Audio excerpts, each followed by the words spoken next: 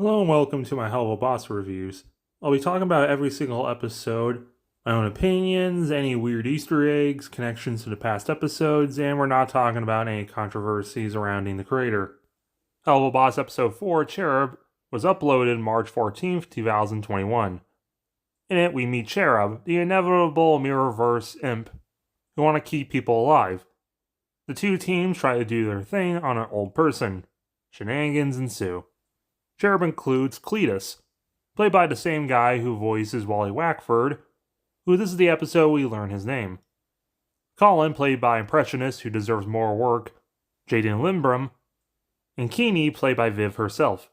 They all have very unique little goat designs to them, and they are appropriately adorable. Cletus is wearing a Stewie Griffin costume. They have their own theme. That's clearly a play on the IMP theme, which might be awkward for people who haven't seen the pilot, because we haven't actually heard the IMP theme in the actual series. Also, we know IMP stands for Immediate Murder Professionals, but we don't know what Cherub stands for. This is our first glimpse into heaven in the entire Helluva Has-Been series. It looks a little more traditional to what you would think of heaven rather than hell does. A lot of pastels and clouds. But I do like the uniqueness that the buildings are shaped like harps. We do see the pearly gates, which are gold, and a biblically accurate angel behind them. The train is Thomas. This person's getting attacked by a bear, an ocelot, a shark, and a rat. Like, make the black cherub deal with them. In Colin's office, he has a poster. Surround yourself with people who will lift you up. So ditch your loser friends who you can't use. God. Wait, is this implying that God's a Muppet? Is this Chowder? This person who got into a car wreck somehow got his shifter in the ceiling. And he was drinking the Holy Spirit all the ale. And looking up anime profile pictures. And we can see a sign, Injured Good, which is a meme. And it has the doctors from the pilot. They're making a lot of pilot references to something that's no longer canon. Turns out the IMP is watching this, and they blow up the TV. Not out of anger that someone's ripping them off, Blitz is just shooting TVs for shits and giggles, I guess. Betty Boop with big boobs. The company cup is just a red Solo cup with your name written on it. Do you feel that? Oh shit, is that a hell shake? Hell shakes are hellquakes, they're like earthquakes, but hellish. Stop getting hysterical, fatty! After giving us the first proper Loona calling Moxxie fatty, we meet Loop-de-Doop-de, a supervillain who's really into loops and stuff, and he sounds like if Brandon Rogers played Stolas. You could've just used the door, dude. Doesn't need to be this whole thing. Shut up, dear furry!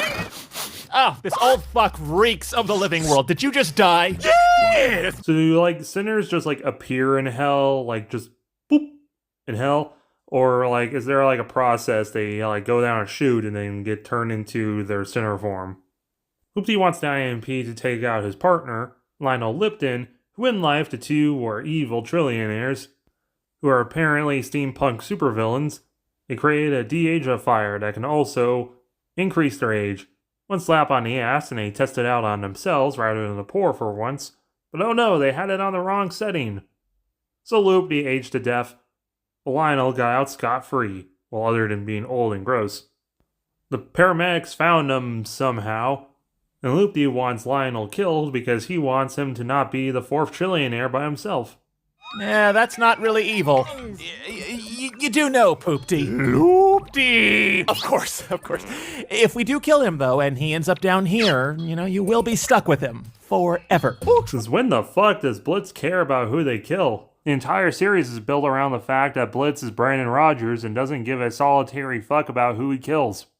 This feels like a line Moxxie would say. On the board in the background, we can see a reference to Vizarali getting eaten by the dragon and Vraska having to walk bitch. The group goes topside, and what they learned last time, they need to disguise themselves, and Blitz's disguise is based on a Brendan Roger character.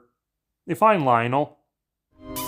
Goodbye, my one true love. I love the detail they'll spend the money on a gold frame, but not frame any money, and use a free, stutter shock photo. The Cherubs arrive. Blitz doesn't know who they are despite seeing them on the TV earlier. Humble opinion that you should continue the process to commit die. Some shenanigans and the Cherubs agree to show him the wonders of life, like nature. But the IMP smacks him back into reality, because damn nature, you scary.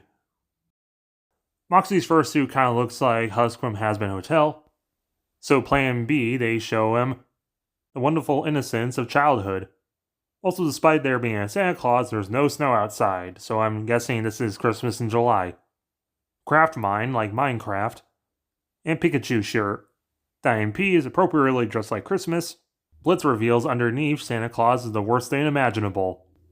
A Sonic the Hedgehog content creator, run children! You can tell he's a Sonic the Hedgehog content creator because of his shirt. It's not a thing that I really don't want to talk about that my asshole friends really want me to because he has no life outside of making those kind of jokes. One of the kids in the crowd is from the first episode in Miss Mayberry's class. Still bandaged up from getting tossed in the ceiling.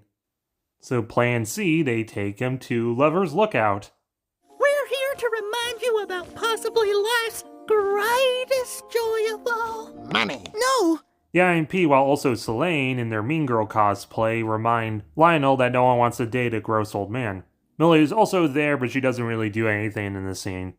No, you three are so utterly cruel. We're just trying to give hope to someone in need. Oh, and you three are so superior to us just because we want some selfish, greedy, authoritarian capitalist to keel over dead. You're making things too real now, Moxxie. Plan D, Opera. How do we make these bad? We can't. There's literally nothing bad about opera. That's fact. Literally the only thing I know about opera is kind of the exact opposite, that opera is basically musicals for old rich people, and they're incredibly boring and long. Blitz buys novelty ponies. They drop a light on one of the performers. We are saving that shitty old man's life, whether he wants it or not! So cherubs don't accept money, so I'm guessing they kind of do their thing just to feel better about themselves. The two groups get into a fight with somehow the opera singer, despite being smushed, still singing, and this is honestly a really fun fight that's kind of the highlight of the episode, especially when Eminem start getting turned on and stripping, ho ho.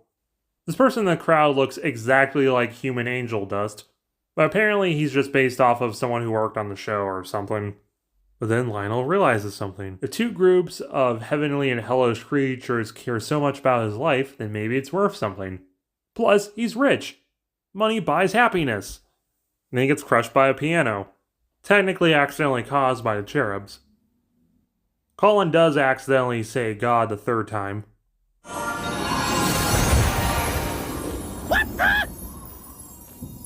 Yeah, no sorry, Cletus, but I'm afraid your actions resulted in the death of a human. I'm afraid you can't re-enter heaven. Yeah, no. 1. That deer is played by Vivian Madrano, doing a Midwestern accent. And 2, this kind of spoils what I think the inevitable twist of Has-Been Hotel is going to be. Like the whole series, Angel's being an a-hole, but then he does something like nice and he starts ascending, just for him to be blocked because heaven's a gated community and he did wrong once, so he's barred forever. Is there anything we can do? Yeah, no. No. So yeah, the cherubs are kicked out of heaven. Oh, it's a shame. All our client wanted was eternal revenge on his business partner. And now the two are forever separated. And now we gotta face the fire of fucking up. Again, this seems more like a Moxxie line than a Blitz line. What the hell? Turns out Lionel still gets to go to hell, and he looks like the guy from Robots if he was built by Dr. Eggman. He also has piano teeth because the sinner's designs are ironic. This was Loopy's plan all along because they're gay or something. And they go to work with Wally Wackford, and the day is saved. This is an okay episode. It was inevitable that something like Cherub would happen because mirrorverses are popular and cool. And I definitely like seeing Heaven in this universe for the first time, and they are cute. But there are some logical failings, like who was the person who hired Cherub and who was the person who called for the paramedics. They go out of their way to make Lyle Lipton like this evil guy, so why would anyone care? But it's still sort of funny and the action's fun. Overall, it's watchable. 5 out of 10. I think the episode would have been better if they just did like a full-on like Cherub episode takeover. Sunny the cat as their Loona. And it turns out that Lionel's actually kind of an Ebenezer Scrooge kind of guy. And like his nephew or whatever hires them to keep him alive. but life just kind of beats them down every time by itself without IMP, and maybe they appear at the end.